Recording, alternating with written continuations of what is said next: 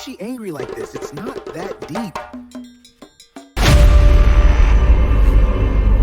Daniel wasn't a bad husband. In fact, if you ask the neighbors, they would say, that man, correct man, quiet, gentle, always doing his best. But everyone had one problem with him, even the gatesman. Daniel could do everything except apologize. If you like, catch him red-handed. If you like, bring CCTV footage. He would rather adjust his belt, smile awkwardly, and say, let's just forget about it, than let the word sorry cross his lips. His wife, Sarah, had tried everything. Pep talks, calm discussions, emotional diary notes, even advice from married women prayer units. Yet Daniel's mouth remained locked like a padlock that had no key. The trouble started one Saturday morning. Sarah was cleaning the living room. Daniel was watching football with the kind of concentration surgeons have in the operating room. Then Sarah said, Daniel, please can you put your cup in the sink? Simple request. Daniel replied, can't you see I'm watching the match? That one sentence entered Sarah's chest like needle and thread. She kept quiet, but her silence was loud. 2 hours later, Daniel finally realized she wasn't talking to him. He tried to pretend he didn't notice. He started doing small foolish things. He opened the fridge every 10 minutes. He walked around looking for what to fix. He even hummed loudly, hoping she would ask, what's wrong? But Sarah didn't talk. Night came. They lay on the bed like two strangers waiting for separate Ubers. Daniel kept thinking, why is she angry like this? It's not that deep. But Sarah's heart was saying, if this man truly loves me, why is apology difficult? The distance between them became a wall built from a single word Daniel refused to say. And that was the first day Sarah whispered to herself, if he doesn't learn how to apologize, one day our home will break. The next morning, the house was quiet. Not peaceful quiet, tension quiet. The type of quiet that even the wall clock was afraid to tick too loudly. Sarah moved around the house with calm purpose. Daniel moved around the house with confused guilt. He wanted to talk, but he didn't know where to start. Saying sorry felt like carrying a 50 kg bag of cement on his tongue. So instead, he did his usual style, silent peace offering nonsense. First, he swept the compound. Swept it so aggressively that even the sun looked confused. Sarah watched from the window and just shook her head. Second, he washed his car. Not once, not twice, 3 times.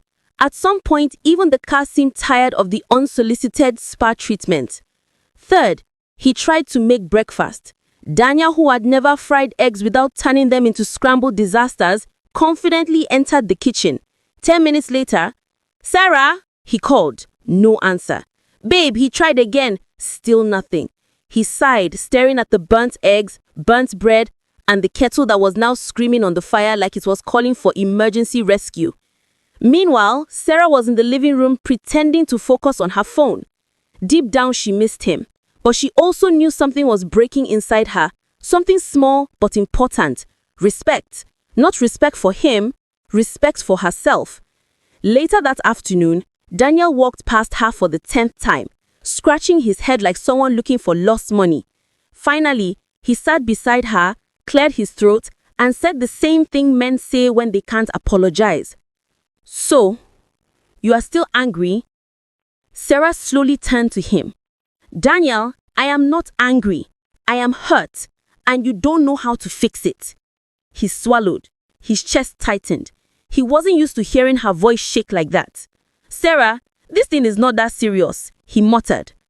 That was the moment her heart dropped. Not because of what he said, but because it proved what she feared. Daniel didn't understand the weight of his words. She stood up gently, wiped her eyes, and whispered, it's serious to me. That should be enough. And for the first time, Daniel felt fear. Not fear of losing an argument, fear of losing Sarah. The next week felt like a slow-motion movie. Daniel tried to act normal. Sarah tried to hold herself together. But the home didn't feel like a home anymore. It felt like a place where two people were trying not to bump into each other. Daniel still refused to say the one word Sarah needed. Instead, he kept doing gestures. He bought bread and eggs on his way home. He fixed the spoilt door handle. He even used YouTube to learn how to fold towels into hotel shapes. One evening, he laid one on the bed, a giant towel swan. Proud of himself, he waited for Sarah to smile. She didn't. She just looked at him like, "Are we in a hotel or a marriage?" Daniel felt something sting him inside his chest. Later that night, Sarah entered the bedroom with a small bag. Not a traveling bag, just a small bag big enough to scare any man. Daniel sat up immediately. "Sarah, where are you going?" She didn't shout. She didn't cry. Her calmness scared him more than any anger.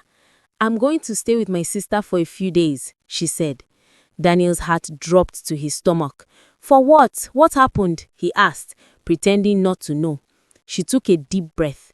"Daniel, I am not leaving because of the argument. I am leaving because of what came after. Your pride is hurting us. I talk, you don't listen. I feel pain, you feel nothing. I can't stay in a house where my feelings don't matter." Daniel stood there, frozen. He wanted to defend himself. He wanted to say, "But I tried." He wanted to bring up the car washing, the towel swan, the burnt breakfast. But in that moment, all those things looked stupid. None of them replaced, "I'm sorry."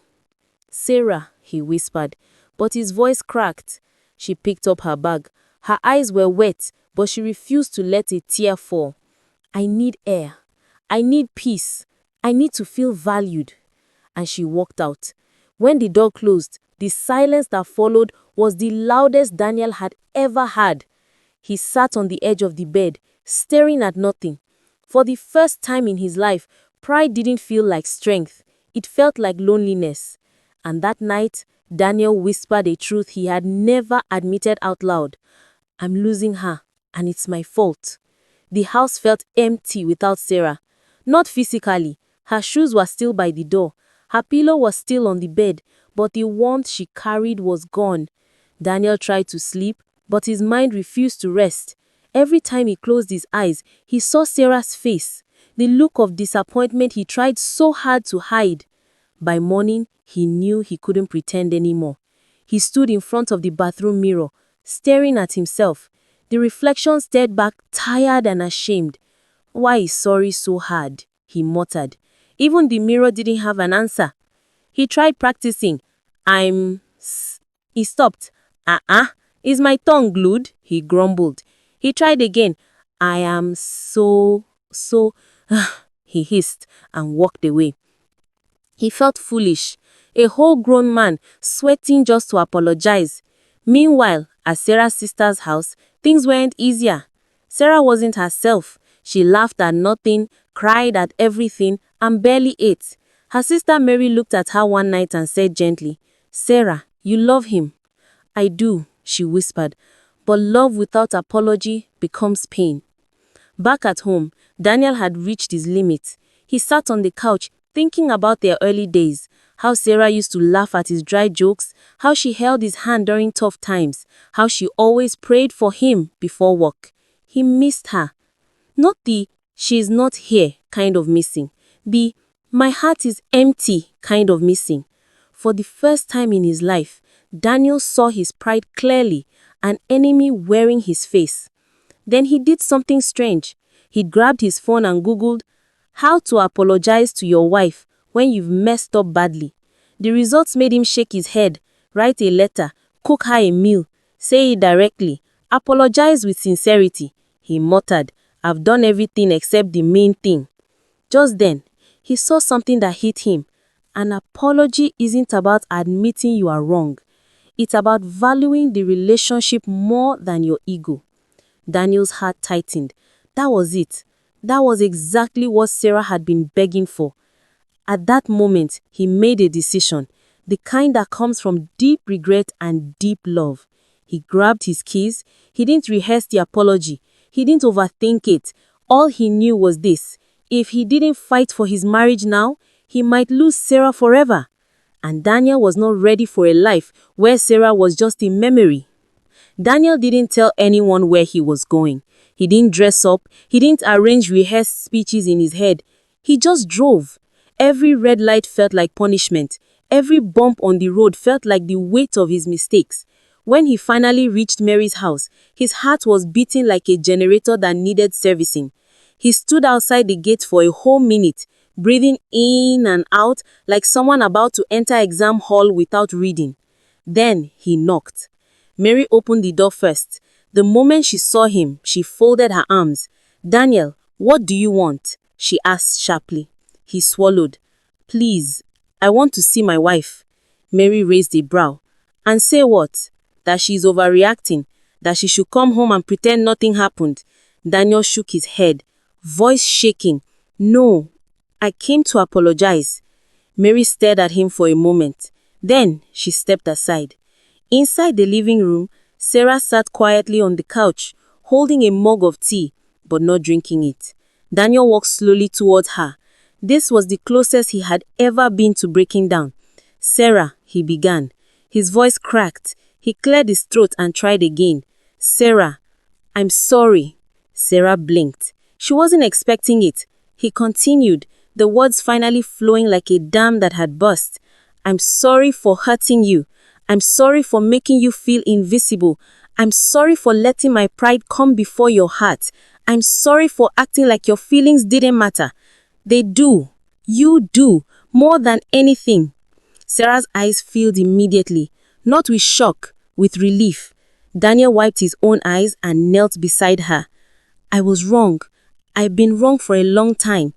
And I'm ready to change, not because you left, but because I finally see how much I've taken your love for granted."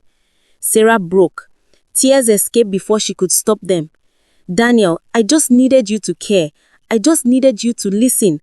I needed to know my heart mattered." He took her hands gently. "It matters. I promise you, it matters." For the first time in weeks, they held each other. Not like husband and wife fixing an argument, but like two people choosing each other all over again. Later that evening, as they drove home together, Daniel reached for her hand. "Babe," he said softly. "Yes." He smiled. "Just checking. If I allow you tomorrow, I'm ready to say sorry in advance." Sarah laughed, a real, warm, healing laugh. And that was the day Daniel finally learned that a marriage doesn't break because of mistakes. It breaks when pride makes you too big to say "I'm sorry." But their home didn't break. Love won, humility restored, peace returned, and Daniel never let the word sorry get stuck in his throat again. Thanks for watching. If this story touched you, comment "Sorry matters." Share this with someone who needs this message today.